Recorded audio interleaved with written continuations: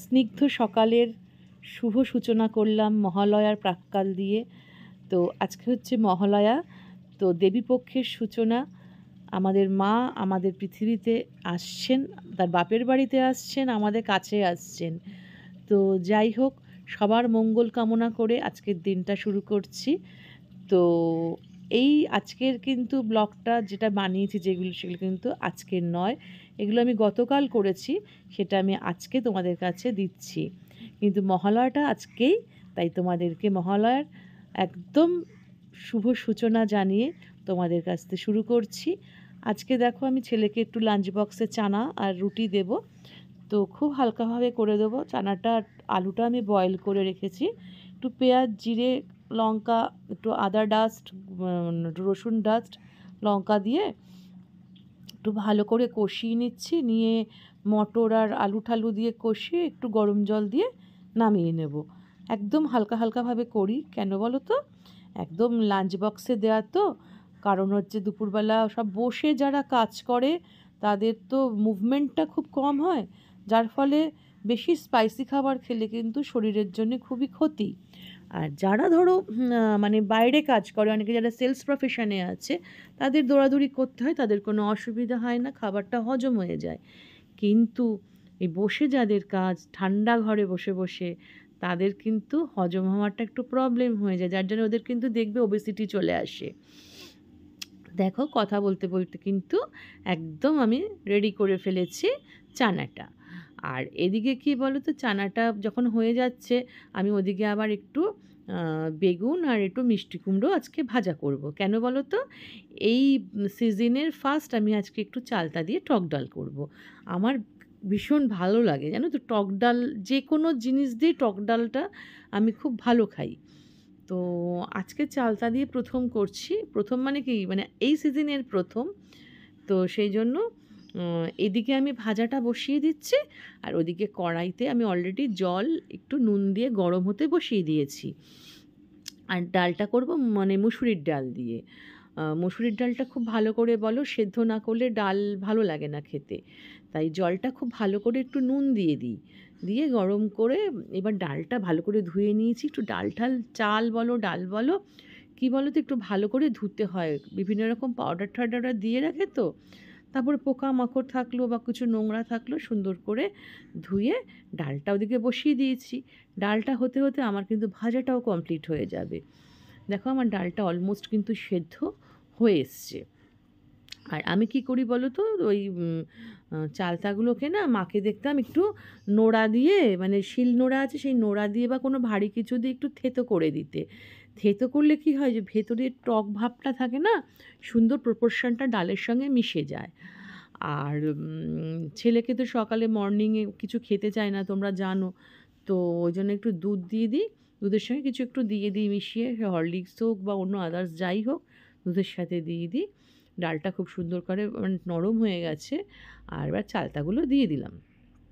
দিয়ে দেওয়ার হলে কী হলে বলো তো, ডাল যতক্ষণ না সেদ্ধ হবে, তোমরা যারা রাঁধুনি পাকা তারা তো জানো, কিন্তু কী বলো তো, যারা মানে ছেলে মানুষ জানে না, নতুন রান্নাবান্না শিখছে, তারা যদি ডালের সঙ্গে ওই চালতাটা দিয়ে একসঙ্গে শুরু করে দেয়, তাহলে তো হয়ে গেল সর্বনাশ। ওরা ভাববে ডাল কেন সেদ্ধ হচ্ছে না। তাই কিন্তু যেমন পায়েস করতে গেলে চিনি আগে দিতে নেই, সেরকম ডাল করতে গেলে টক জাতীয় কিছু ডালটাকে সেদ্ধ করে নিতে হয়। ফোড়নে সর্ষে আর শুকনো লঙ্কা দিয়ে দিলাম, খুব ভালো করে। কিন্তু এই ফোড়নের গন্ধটা কিন্তু না বেরোলে তাহলে কিন্তু তোমার হবে না। গন্ধটা সুন্দর বেরোতে হবে, তাহলে বুঝবে যে ফোড়নটা খুব সুন্দরভাবে হয়েছে। তো যার ফলে কি বলো তো, তারপরে তুমি ডালটা সোমবার দেবে, তাহলে দেখবে খুব সুন্দর লাগবে। মা বলতেন যে সোমবার দিয়ে তুমি বেশিক্ষণ ডাল ফোটাবে না, তাহলে ওই সোমবারে গন্ধ উড়ে যাবে আর টেস্টও থাকবে না। তো যার জন্যে ওই জাস্ট দিয়ে এক ফোঁটা যেই ফুটে উঠবে সঙ্গে সঙ্গে নামিয়ে দিতে হয়। তো আমার তো সুন্দর ফোড়নটা দিয়ে একটা খুব সুন্দর মানে শুকনো লঙ্কার সর্ষের গন্ধটা কী সুন্দর হয় তোমরা নিশ্চয়ই জানো। তো এইবার আমি ডালটা দিয়ে দেবো ফোড়নের মধ্যে। তো আমাদের তো এখন মনের ভীষণ আনন্দ বলো, আমাদের মা অলরেডি আমাদের কাছে চলে এসছেন। আর আজকে তো চক্ষুদান হয়, জেনারেলি ছোটো থেকে যেটা শুনেছি যে মহালয়ার দিন ঠাকুরের মায়ের চক্ষুদান হয়। তো এখন তো দিনকাল পরিবর্তন হয়েছে, যার ফলে বহু প্যান্ডেলে অলরেডি তোমার মহালয়া থেকে সব ওপেনিং হয়ে যাচ্ছে, ঠাকুর দেখা স্টার্ট হয়ে যায়। তো যাই হোক, আমার ডালটা কিন্তু কমপ্লিট হয়ে গেছে। আজকে কিন্তু আরও একটা জিনিস করব, সেটা হচ্ছে ওলের তরকারি, চিংড়ি মাছ দিয়ে জিরে ফোড়ন দিয়ে দিলাম। দিয়ে একটু চিংড়ি মাছটাকে হালকা হাতে সাঁতলে নেব। আর কি বলো তো, একটু জিরে, একটু লঙ্কা, হলুদ সব দিয়ে এটাকে ভালো করে কষিয়ে নেব।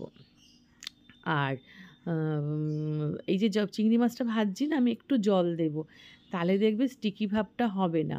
কেন বলো তো, তেলে বেশিক্ষণ চিংড়ি মাছ দিলে কিন্তু স্টিকি হয়ে যায়। তো হালকা হাতে একটু জল দেব, দিয়ে ওই সব মশলাগুলো দেব, সব ডাস্ট মশলা দিয়েই করছি, কোনো বাটা মশলা দিইনি। নুন, হলুদ, জিরে, একটু লঙ্কার গুঁড়ো সব দিয়ে ভালো করে কষিয়ে যখন তেল উঠে যাবে, তখন আমার ওই বয়েল করা আলু আর ওল কচুটা দিয়ে দেবো। দিলে কিন্তু মাখো মাখো করে একটু জল দিয়ে দেবো, গরম জল দিয়ে, তাহলে কিন্তু কমপ্লিট হয়ে যাবে। যেহেতু সব আমার বয়েল করা, তো আমার আজকে বেশিক্ষণ লাগবে না। আজকে মাছের আলুটাও কিন্তু বয়েল করে রেখেছি। তো যার ফলে দেখো তেল উঠে গেছে। তো যার ফলে কিন্তু জানবে, যখনই যে কোনো রান্নার সাইড দিয়ে যখন তেলটা উঠবে, জানবে সেই কষানোটা প্রপোর্শন একদম পারফেক্ট হয়েছে। কারণ তেল যতক্ষণ না উঠবে, জানবে সেই কষানোটা কিন্তু হয়নি। আর সবজি যদি তুমি না কষাও, সবজি বলে কোনো কথা না, যে কোনো মশলাই যদি না কষাও, সেই রান্না থেকে কিন্তু কাঁচা গন্ধ আসে। আর কাঁচা গন্ধ আসলে কোনো রান্নাই খেতে ভালো লাগে না।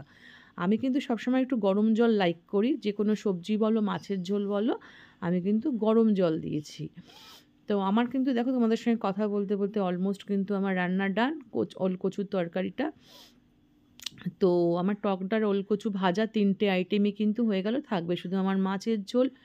তো যাই হোক, তোমাদের যদি মিষ্টি দিদির রান্না বা মানে এভরিডের যে আমি তোমাদের টুকরো টুকরো জিনিস দেখাই, সেগুলো যদি তোমাদের ভালো লাগে, অবশ্যই তাহলে কিন্তু আমার নতুন বন্ধুদের উদ্দেশ্যে আমি বলবো, তোমরা অবশ্যই অবশ্যই কিন্তু আমার পাশে থেকো, সাথে থেকো, তাহলে কিন্তু আমিও তোমাদের পাশে সাথে থাকবো।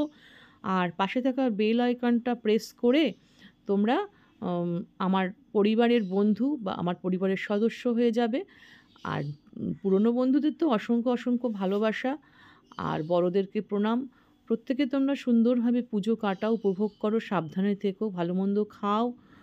আর দেখো, তোমাদের সঙ্গে কথা বলতে বলতে এদিকে মাছ ভাজাটাও হয়ে গেছে। আর ওই তেলের মধ্যে আমি একটু জিরে ফোড়ন দিয়ে দিলাম।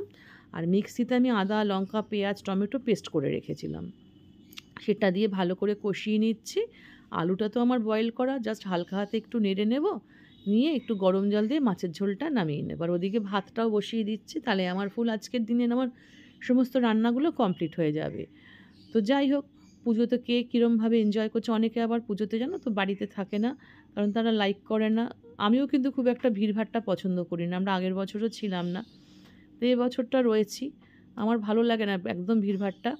একটা বয়স ছিল তখন ভালো লাগতো, এখন আর পারি না, কোনোভাবে শারীরিকই বলো, মানসিক বলো, কোনো দিক দিয়ে আর হয়ে ওঠে না। তো এত ভিড় হয়, মানে সমস্ত জায়গা, একটা ঠাকুর দেখতে গেলে 2 ঘন্টা 2.5 ঘন্টা। সম্ভব বলো? এটা তো সম্ভব নয়। দেখতে তো ইচ্ছা করে যে এত সুন্দর সুন্দর পয়সা দিয়ে প্যান্ডেল করছে, অপূর্ব হাতের কাজ, দেখতে কার না ভালো লাগে, কিন্তু সম্ভব হয়ে ওঠে না, এত লাইন দিতে হয়। যাই হোক, আমার কষানোটা কমপ্লিট। একটু গরম জল দিয়ে দিচ্ছি, দিয়ে মাছটা ছেড়ে দেব, আমার কিন্তু কমপ্লিট হয়ে যাবে মাছের ঝোল। আর ভাতটাও বসিয়ে দিয়েছি, ভাতও আমার কমপ্লিট। তাহলে প্রত্যেকে তোমরা ভালো থেকো, সুস্থ থেকো, সাবধানে থেকো, নিরাপদে থেকো, প্রচুর প্রচুর আনন্দ করো, খাও দাও, ঘোরো ফেরো, গল্প করো। আজকের মতো বিদায় নিচ্ছি, টাটা।